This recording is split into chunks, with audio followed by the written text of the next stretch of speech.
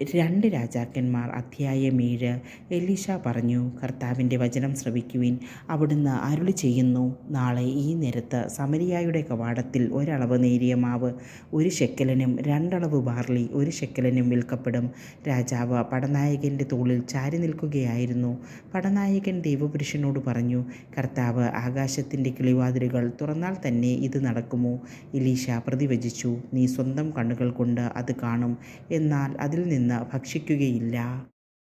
4 കുഷ്ഠരോഗികൾ പ്രവേശന കവാടത്തിൽ ഇരിപ്പുണ്ടായിരുന്നു. അവർ പരസ്പരം പറഞ്ഞു, നാം മരിക്കുവോളം ഇവിടെ ഇരിക്കുന്നതെന്തിന്? നഗരത്തിൽ പ്രവേശിച്ചാൽ അവിടെ ക്ഷാമം, നാം മരിക്കും, ഇവിടെ ഇരുന്നാലും മരിക്കും. വരുവിൻ, നമുക്ക് സിറിയക്കാരുടെ പാളയത്തിലേക്ക് പോകാം. അവർ ജീവനെ രക്ഷിച്ചാൽ നാം ജീവിക്കും, അവർ കൊന്നാൽ മരിക്കും. അങ്ങനെ ആ സന്ധ്യയ്ക്ക് അവർ സിറിയക്കാരുടെ പാളയത്തിലേക്ക് പോയി. പാളയത്തിൻ്റെ അരികിലെത്തിയപ്പോൾ അവിടെ ആരുമുണ്ടായിരുന്നില്ല. കാരണം രഥങ്ങളും കുതിരകളും അടങ്ങിയ ഒരു വലിയ സൈന്യത്തിൻ്റെ ശബ്ദം കർത്താവ് സിറിയൻ സൈന്യത്തെ കേൾപ്പിച്ചു.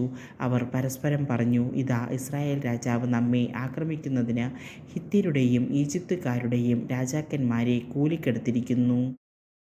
അങ്ങനെ അവർ ആ സന്ധ്യയ്ക്ക് പാളയവും കുതിരകളും കഴുതകളും ഉപേക്ഷിച്ച് ജീവനും കൊണ്ട് പലായനം ചെയ്തു.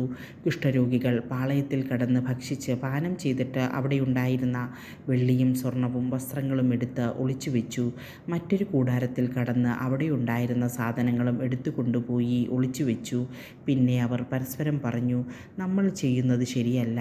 ഇന്ന് സദ്വാർത്തയുടെ ദിവസമാണ്. നാം പ്രഭാതം വരെ മിണ്ടാതിരുന്നാൽ ശിക്ഷ അനുഭവിക്കേണ്ടി വരും. അതിനാൽ രാജകൊട്ടാരത്തിൽ വിവരമറിയിക്കാം. അവർ നഗരവാതിൽക്കൽ കാവൽക്കാരുടെ അടുത്ത് ചെന്ന് പറഞ്ഞു, ഞങ്ങൾ സിറിയൻ പാളയത്തിൽ പോയി. കെട്ടിയിട്ട കുതിരകളും കഴുതകളും ഒഴികെ അവിടെ ആരുമുണ്ടായിരുന്നില്ല. കൂടാരങ്ങൾ അതേപടി കിടക്കുന്നു. കാവൽക്കാർ കൊട്ടാരത്തിൽ വിവരമറിയിച്ചു. രാജാവ് രാത്രിയിൽ എഴുന്നേറ്റ് സേവകരോട് പറഞ്ഞു, സിറിയക്കാർ നമുക്കെതിരെ എന്താണ് ആസൂത്രണം ചെയ്തിരിക്കുന്നതെന്ന് ഞാൻ പറയാം. നാം വിശന്നിരിക്കുകയാണെന്ന് അവർക്കറിയാം. അതിനാൽ നാം നഗരത്തിന് പുറത്ത് കടക്കുമ്പോൾ നമ്മെ ജീവനോടെ പിടിക്കുകയും തങ്ങൾക്ക് നഗരത്തിൽ പ്രവേശിക്കുകയും ചെയ്യാമെന്ന് ഉദ്ദേശിച്ച് അവർ പാളയത്തിന് പുറത്ത് വെളിംപ്രദേശത്ത് ഒളിച്ചിരിക്കുകയാണ്. ഒരു സേവകൻ പറഞ്ഞു, ശേഷിച്ചിരിക്കുന്നവയിൽ നിന്ന് 5 കുതിരകളുമായി കുറച്ചുപേർ പോകട്ടെ. നശിച്ചു കഴിഞ്ഞ ഇസ്രായേൽ ജനത്തിൻ്റെ വിധി തന്നെയായിരിക്കും അവശേഷിച്ചിരിക്കുന്നവർക്കും. നമുക്ക് അവരെ അയച്ചു നോക്കാം. പോയി നോക്കൂ എന്ന് പറഞ്ഞ് രാജാവ് തേരാളികളുടെ 2 സംഘത്തെ സിറിയക്കാരുടെ പാളയത്തിലേക്ക് അയച്ചു. അവർ ജോർദാൻ വരെ ചെന്നു. പാഞ്ഞുപോയ സിറിയക്കാർ ഉപേക്ഷിച്ച വസ്ത്രങ്ങളും ആയുധങ്ങളും വഴിനീളെ ചിതറിക്കിടക്കുന്നത് അവർ കണ്ടു. ദൂതന്മാർ മടങ്ങി വന്ന് രാജാവിനോട് വിവരം പറഞ്ഞു.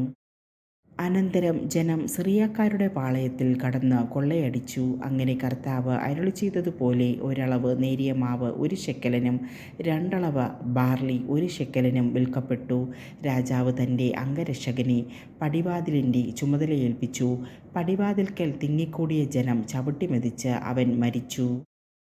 തൻ്റെ അടുത്ത് വന്ന രാജാവിനോട് ദൈവപുരുഷൻ പറഞ്ഞിരുന്നതുപോലെ സംഭവിച്ചു.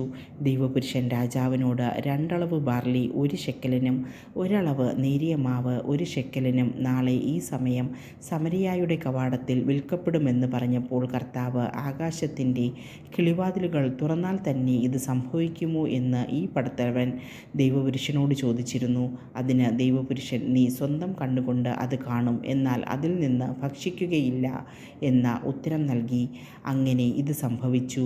ജനം പടിവാതിൽക്കൽ അവനെ ചവിട്ടിമെതിച്ചു. അവൻ മരിച്ചു.